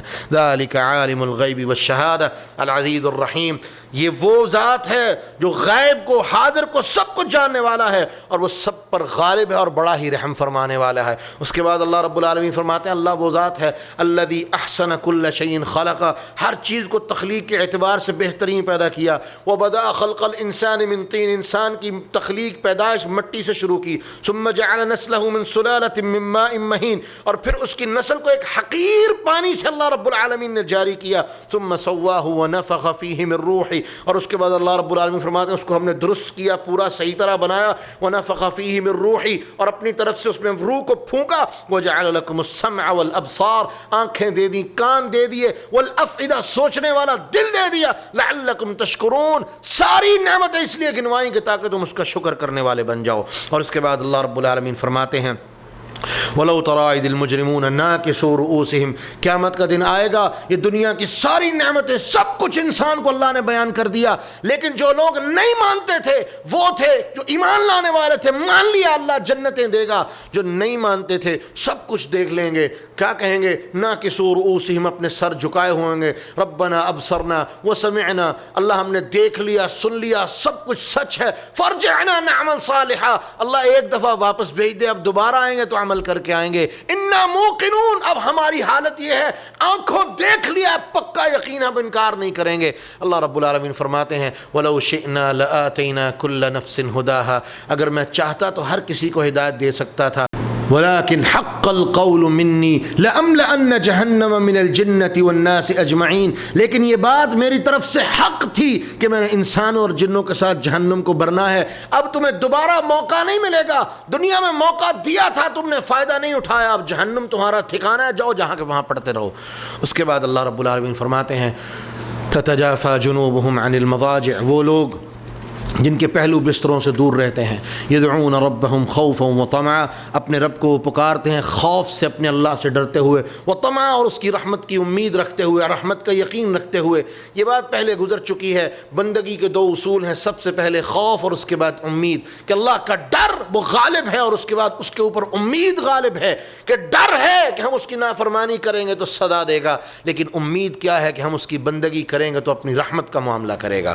اس کے بعد اللہ رب العالمین فرماتے ہیں افمن کان مؤمنا کمن کان فاسقا لا یستوون، کیا مومن اور فاسق یہ دونوں آپس میں برابر ہیں؟ کبھی برابر نہیں ہو سکتے۔ اما الذین آمنوا وعملوا الصالحات فلہم جنات المأوى، نیک اعمال کرنے کے لیے جنت المأوى ہے، جنت میں ٹھکانہ ہے، جنت میں اللہ رب العالمین ان کی مہمان نوازی کریں گے۔ اور وہ لوگ جنہوں نے اللہ کی نافرمانی کی، وَأَمَّا الَّذِينَ فَسَقُوا فَمَأْوَاهُمُ النَّارُ، اللہ نے ان کا ٹھکانہ جہنم بنا دیا ہے۔ اور اللہ رب العالمین فرماتے ہیں وَلَنُذِيقَنَّهُمْ مِنَ الْعَذَابِ، یہ دنیا میں جو عذاب آتے ہیں، سزائیں آتی ہیں، پریشانیاں آتی ہیں، صرف اس لیے وَلَنُذِيقَنَّهُمْ مِنَ الْعَذَابِ الْأَدْنَى دُونَ الْعَذَابِ الْأَكْبَرِ، کہ دنیا کے اندر ہم تمہیں چھوٹے چھوٹے عذاب کے جھٹکے دیتے رہتے ہیں، مزے چکھاتے رہتے ہیں، دون العذاب الاکبر، بڑا عذاب آنے سے پہلے، بڑی مصیبت آنے سے پہلے، لعلہم یرجعون، تاکہ تم پلٹ آؤ، اللہ کی طرف آ جاؤ، کیونکہ اللہ تم سے اپنی بندگی چاہتا ہے، تم اللہ کی بندگی کرنے والے بن جاؤ، اللہ تمہیں عذاب نہیں دے گا۔ اور اللہ رب العالمین فرماتے ہیں ومن اظلم ممن ذکر بآیات ربی، اس بدبخت سے بڑا بدبخت کون، ظالم کون، جس کو اللہ کی آیتوں کے ساتھ نصیحت کی گئی، سمجھایا گیا، ڈرایا گیا، ثم اعرض عنها، اور منہ پھیر کے چلا گیا، اور کیا کہنے لگا، انا من المجرمین منتقمون، تو اللہ رب العالمین فرماتے ہیں یہ مجرم ہے اور ہم مجرموں سے انتقام لینے والے ہیں۔ اور آخر میں اللہ رب العالمین فرماتے ہیں وَيَقُولُونَ مَتَى هَذَا الْفَتْحُ إِن كُنتُمْ صَادِقِينَ، میرے رسول ہمیں بتا دیں یہ فتح کا دن یعنی قیامت کا دن کب آئے گا، اگر آپ سچے ہیں قیامت کب آئے گی؟ تو قل یوم الفتح لا ينفع الذین کفروا ایمانهم ولا هم ينظرون، تو اللہ فرماتے ہیں میرے رسول ان کو بتا دیں کہ جب اللہ کا اعلان آ جائے گا، یوم الفتح آ جائے گا، قیامت کا دن آ جائے گا، کسی کو کوئی عمل کام نہیں دے گا، کافروں کو ایمان فائدہ نہیں دے گا، عمل کرنے والے کو عمل فائدہ نہیں دے گا۔ اسی لیے ایک صحابی نے آ کے پوچھا تھا اللہ کے رسول متی الساعہ، قیامت کب آئے گی؟ آپ نے کہا وما اعددت لها، تیری قیامت کے لیے کیا تیاری ہے؟ اس نے کہا اللہ کے رسول کوئی تیاری نہیں، صرف اتنی بات جانتا ہوں میں اللہ سے اور اس کے رسول سے محبت کرتا ہوں۔ تو اللہ کے رسول نے فرمایا جا پھر تجھے پریشان ہونے کی ضرورت نہیں، جن سے تو محبت کرتا ہے اللہ تیرا شمار انہی کے ساتھ فرمائیں گے۔ تو یہ سورہ سجدہ یہاں پر مکمل ہوئی۔ یہاں ایک بات یاد رکھ لیں، رسول اللہ صلی اللہ علیہ وسلم ہر روز رات کو اس سورت کو پڑھا کرتے تھے۔ ابو ہریرہ بیان کرتے ہیں کہ اللہ کے رسول جب تک اس سورت کی تلاوت نہیں فرما لیتے تھے آپ سوتے نہیں تھے۔ اور دوسری روایت میں ہے کہ اللہ کے رسول جمعہ کے دن فجر کی نماز میں سورہ سجدہ پڑھتے تھے اور اس کے ساتھ دوسری رکعت میں سورہ دہر پڑھتے تھے، کیونکہ دونوں کا مضمون آپس میں سیم ہے۔ انسانیت کی تخلیق کے بعد، جنت کی بات، جہنم کی بات، اعمال کا بدلہ، اللہ رب العالمین کے ہاں مقام، فائدے، اور اسی طرح سورہ دہر میں بھی اللہ نے یہی چیزیں بیان کی ہیں۔ تو یہ دو صورتیں رسول اللہ صلی اللہ علیہ وسلم کا معمول تھا کہ آپ جمعہ کے دن فجر کی نماز میں یہ دونوں صورتیں پڑھا کرتے تھے۔ سورۃ الاحزاب یہ مدنی صورت ہے۔ احزاب کا مطلب ہوتا ہے گروہ، لشکر، جماعتیں۔ اللہ رب العالمین نے سورہ مبارکہ میں 3 گروہوں کا ذکر کیا، ایک مشرکین مکہ کا، ایک منافقین کا، ایک یہود کا، اور چوتھا مسلمانوں کا گروہ۔ ان کے درمیان جو معاملہ ہوا جنگ خندق کی شکل میں، جو سارے معاملات ہوئے، تو اللہ رب العالمین نے اس کا پورا بیان اس سورہ مبارکہ میں کیا۔ اس سورہ مبارکہ کے اندر ابتدا میں ہی اللہ رب العالمین نے زمانہ جاہلیت کی 2 بڑی لعنتیں، 2 بڑی رسمیں ان کو ختم کر دیا، ان کے ختم کرنے کا اعلان کر دیا۔ اس کے بعد اللہ رب العالمین نے سورہ مبارکہ میں جنگ خندق کا پورا بیان واضح فرمایا، پھر اپنے رسول صلی اللہ علیہ وسلم کی اطاعت کی بات کی، پھر اس کے بعد اس سورہ مبارکہ کے آخری حصے میں جو اس پارے میں آخری حصہ ہے اس میں، اور 22ویں پارے کے شروع میں امہات المومنین کی کچھ باتیں کی اور ان سے خطاب کیا، ان سے کچھ باتیں کی۔ اس کے بعد اللہ رب العالمین نے ایک اور جاہلیت کے معاملے کو کلیئر کیا اور سیدہ زینب رضی اللہ عنہا کا نکاح رسول اللہ صلی اللہ علیہ وسلم سے کروایا. اس کے پیچھے کیا حکمتیں اور اسباب تھی وہ بات کی. اس کے بعد اللہ رب العالمین نے ذکر کی بات کی. اس کے بعد کچھ رشتوں کی باتیں کی کہ کون کون سے رشتے حلال ہیں حرام ہیں مومنوں کے لیے رسول کے لیے. اس کے بعد پھر اللہ رب العالمین نے سورہ مبارکہ میں آداب دعوت ولیمے کی دعوت خاص طور پہ اور ویسے دعوت جو ہے اس کے آداب بیان کیے. اس کے بعد اللہ رب العالمین نے کچھ پردے کی باتیں کی اور سورہ مبارکہ کا اختتام اللہ رب العالمین نے جہنمیوں کی کچھ حالت پہ کیا. یہ سارے مضامین اللہ رب العالمین نے سورہ مبارکہ میں بیان فرمائے ہیں. تو اللہ رب العالمین فرماتے ہیں یا ایھا النبی اتق اللہ ولا تطع الکافرین والمنافقین، میرے رسول اللہ سے ڈر جائیں، منافقوں کی کافروں کی اطاعت آپ نے نہیں کرنی، ان کے رستے پہ نہیں چلنا، ان کی بات نہیں ماننی. ان اللہ کان علیما حکیما، بے شک اللہ جاننے والا علم والا حکمت والا ہے، وہ ساری باتیں جانتا ہے. تو سب سے پہلی بات جو اللہ رب العالمین نے فرمائی ما جعل اللہ لرجل من قلبین فی جوفی، اللہ نے کسی ایک بندے کے پیٹ میں دو دل نہیں رکھے. یہ اشارہ کر دیا جاہلیت کی اس رسم کی طرف. جاہلیت کے زمانے میں یہ رسم تھی کوئی بندہ کسی کو کہہ دیتا کہ تو میری ماں کی طرح ہے، وہ اس کے لیے حرام ہو جاتی، ہمیشہ ہمیشہ کے لیے حرام ہو جاتی. اللہ نے کہا جس طرح انسان کے دو دل نہیں ہو سکتے اس طرح دو باپ نہیں ہو سکتے، دو مائیں نہیں ہو سکتی. حقیقی ماں ایک، اصلی دل ایک، اصلی باپ ایک، لہذا دو کی باتیں ہو ہی نہیں سکتی.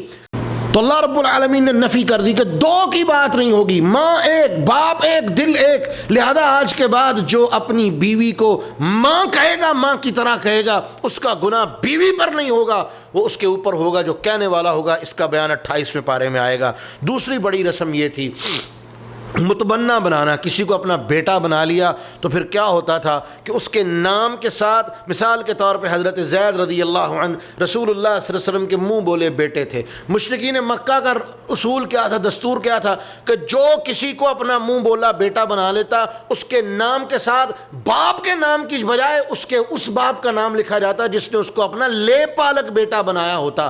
تو جناب زید کا نام زید بن محمد لکھا جاتا تھا. اللہ رب العالمین نے اس سلسلے کی بھی نفی کر دی کہ منہ بولا بیٹا پیار کرو، محبت کرو، جو مرضی کرو، لیکن اللہ نے جو دستور بنا دیے وراثت کے، پردے کے، وہ سارے اس پہ لاگو ہوں گے. وراثت میں اس کا کوئی حصہ نہیں. بڑا ہو جائے گا تمہارے گھر میں بیٹیاں، ان سے وہ پردہ کرے گا، تمہاری بیٹیوں کو وہ شوہر بن سکتا ہے.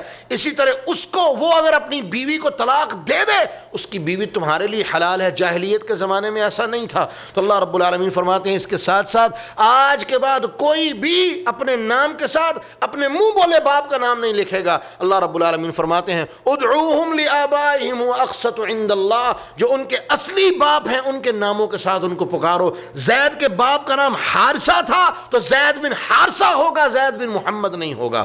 فإن لم تعلموا آباءہم، اگر تم ان کے باپوں کے نام نہیں جانتے تو زید اس کا نام ہے، اترے ہی رہنے دو بس.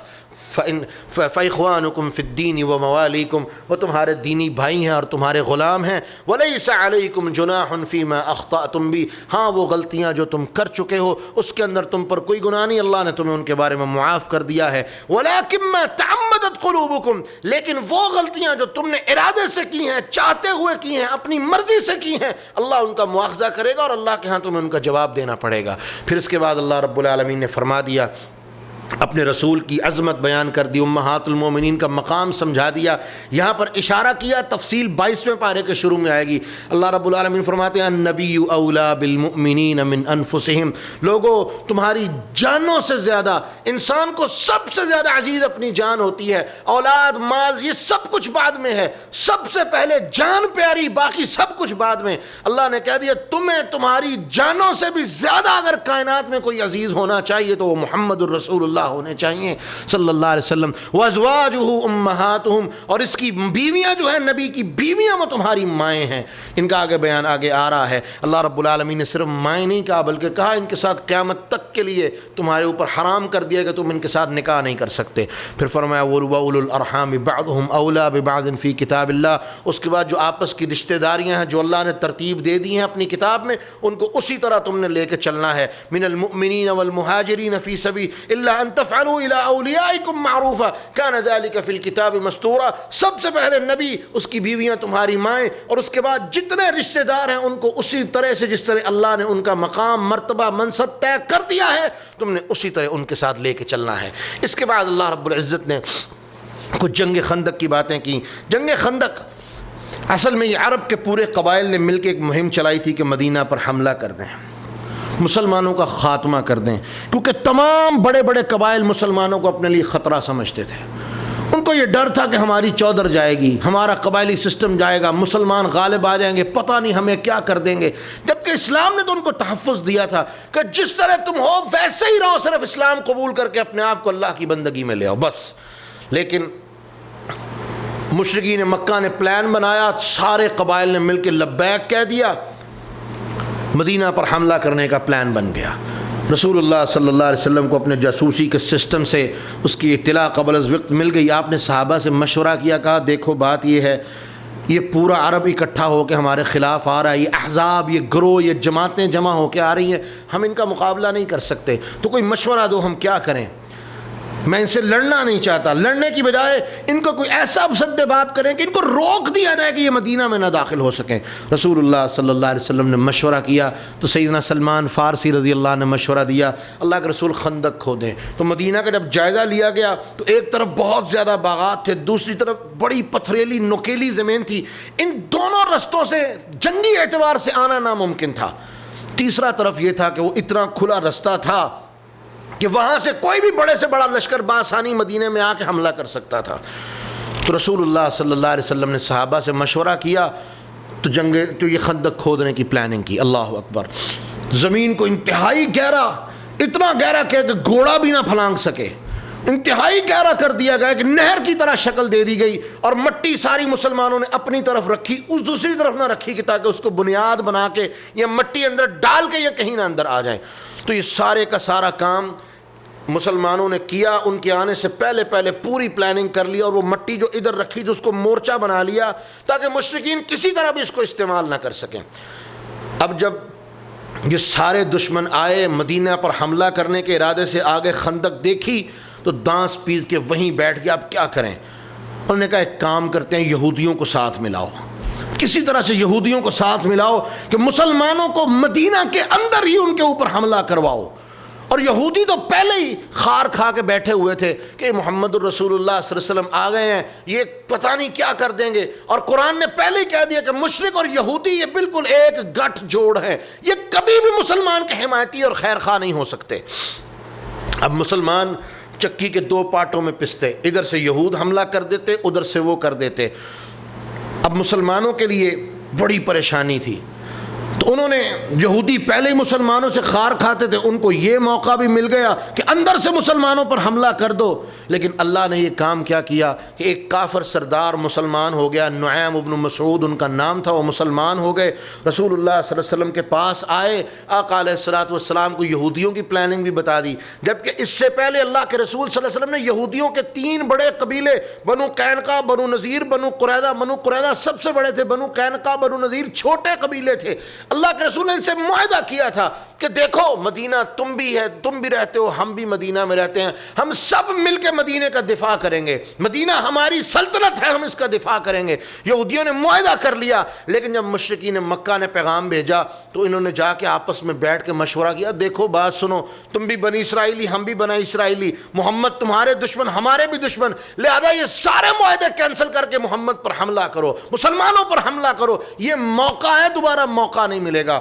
اللہ نے مسلمان کو، کافر سردار جو مسلمان کیا، نعیم ابن مسعود، وہ اللہ کے رسول کے پاس آئے کہ اللہ کے رسول میں مسلمان ہو گیا ہوں، کسی کو نہیں پتا.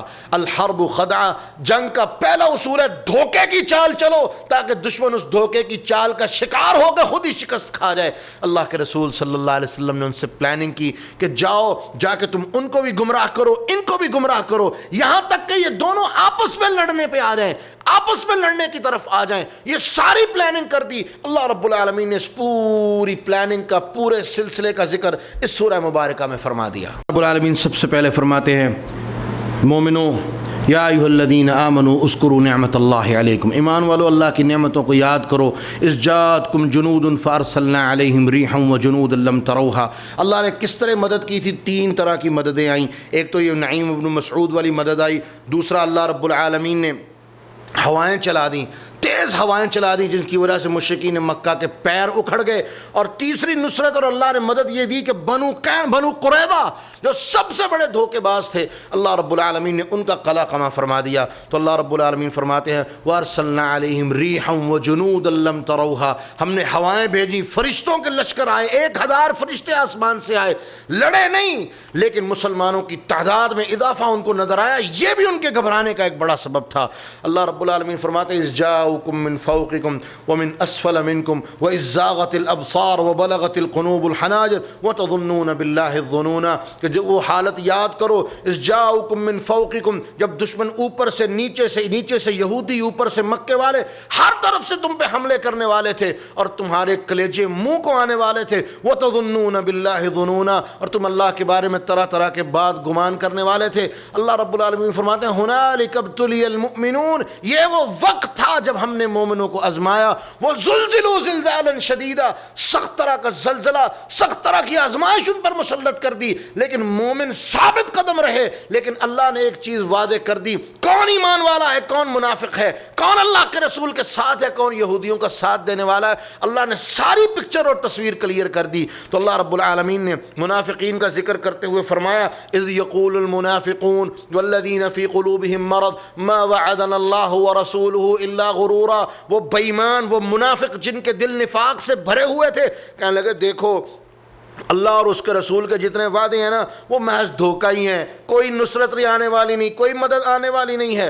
وَإِذْ قَالَتْ طَائِفَةٌ مِّنْهُمْ، منافقوں کی ایک جماعت کہنے لگی یا اہل یثرب لا مقام لکم، اہل یثرب تمہارے لیے اب کوئی مقام نہیں، کوئی ٹھہرنے کی جگہ نہیں ہے، فارجعوا، لوٹ جاؤ، یا اہل یثرب لا مقام لکم فارجعوا، تم کامیاب نہیں ہو سکو گے، لوٹ جاؤ۔ اللہ رب العالمین فرماتے ہیں وَيَسْتَأْذِنُ فَرِيقٌ مِّنْهُمُ النَّبِيِّينَ، ایک منافقوں کا ایک گروہ اللہ کے رسول کے پاس آیا اور آ کے بہانے کرنے لگا اِنَّ بُيُوتَنَا عَوْرَةٌ، یہ ہمارے گھر کھلے پڑے ہیں، ان کا رکھوالا کو نہیں، ہمیں جانے کی اجازت دے دیں۔ اور ساتھ ہی کہا وَمَا هِيَ بِعَوْرَةٍ، قرآن کہہ رہا ہے وہ کھلے ہوئے نہیں تھے، وہ بہترین تھے، سکون سے تھے، اطمینان سے تھے، لیکن یہ دھوکے دینے والے تھے، منافقت کرنے والے تھے۔ إِن يُرِيدُونَ إِلَّا فِرَارًا، یہ صرف جنگ چھوڑ کے بھاگنا چاہتے تھے۔ اور اللہ رب العالمین فرماتے ہیں وَلَوْ دُخِلَتْ عَلَيْهِمْ مِنْ أَقْطَارِهَا، اللہ رب العالمین فرماتے ہیں اگر اس شہر کے کسی کونے سے کوئی داخل ہو جاتا اور فتنہ برپا کر دیتا تو کیا ہوتا، وَمَا تَلَبَّسُوا بِهَا إِلَّا يَسِيرًا، تو پھر جان لو کہ اس کے عمل میں لانے کے اندر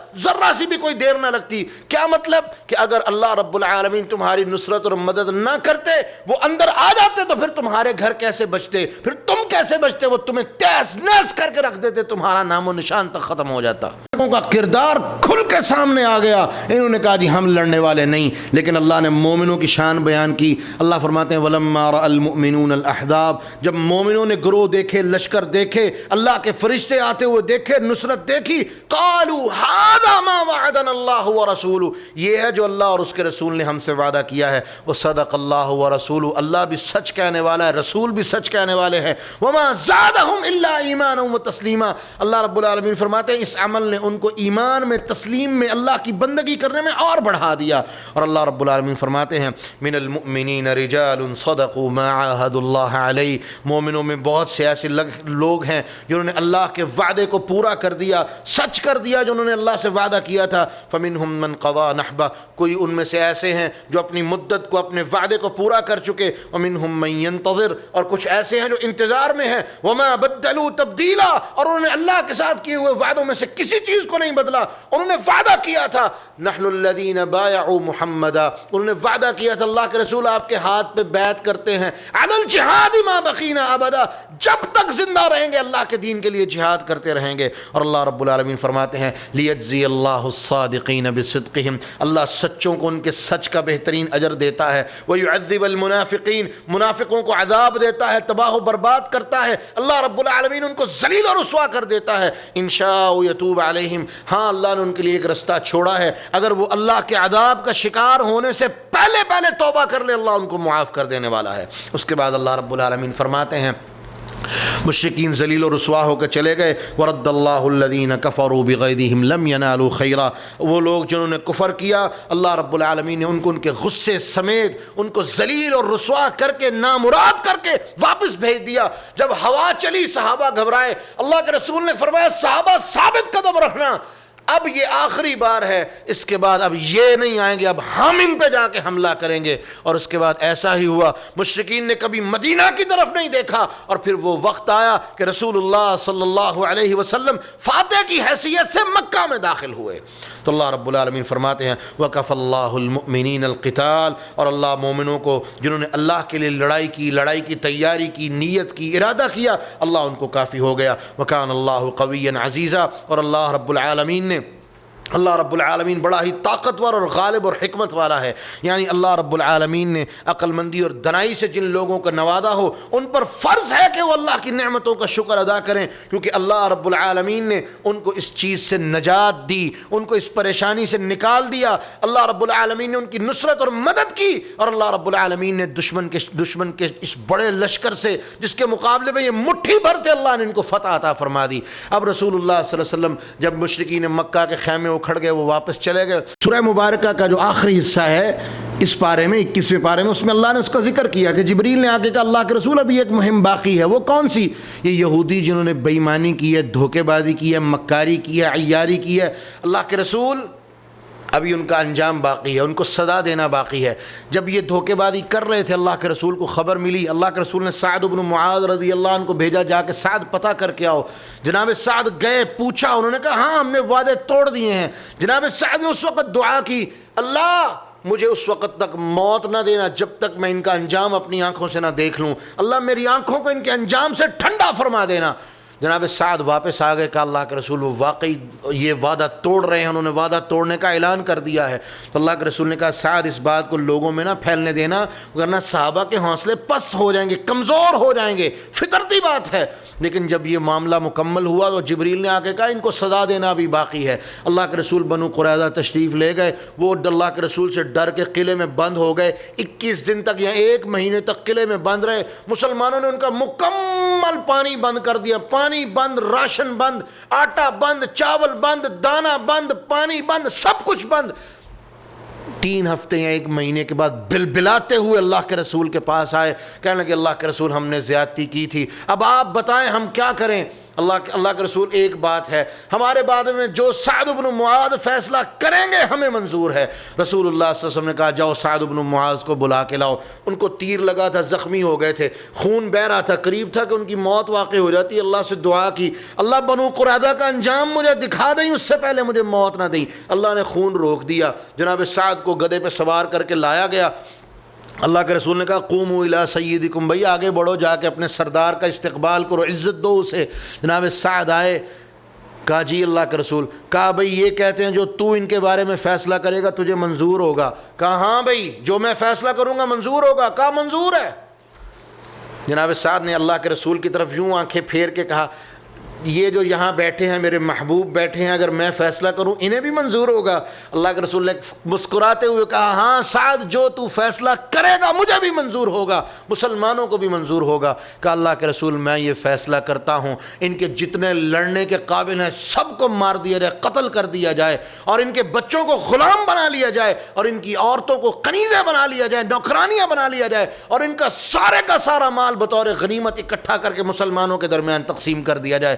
اللہ کے رسول خوش ہو گئے. جناب سعد کا منہ چوما اور کہا سعد تو نے ان کے بارے میں وہ فیصلہ کیا ہے جو عرش والے نے ان کے بارے میں فیصلہ کیا ہے. سبحان اللہ. اور یہ وہ فیصلہ تھا جو یہودیوں کا حق تھا کہ وعدہ خلافی کی سزا ان کو دی جاتی. انہوں نے مسلمانوں کے ساتھ دھوکے بازی کی تو یہ ان کی سزا تھی. جو غدار ہیں ان کو سزا دی جائے گی. اور قیامت تک کے لیے جناب سعد نے مثال قائم کر دی، جو غداری کرنے والا ہے اس سے محبت نہیں ہو سکتی، اس سے دوبارہ وعدہ نہیں لیا جا سکتا، اس پر دوبارہ اعتماد نہیں کیا جا سکتا. المؤمن لا يلزغ من جحر واحد مرتين، مومن ایک سوراخ سے دوبارہ ڈسا نہیں جا سکتا.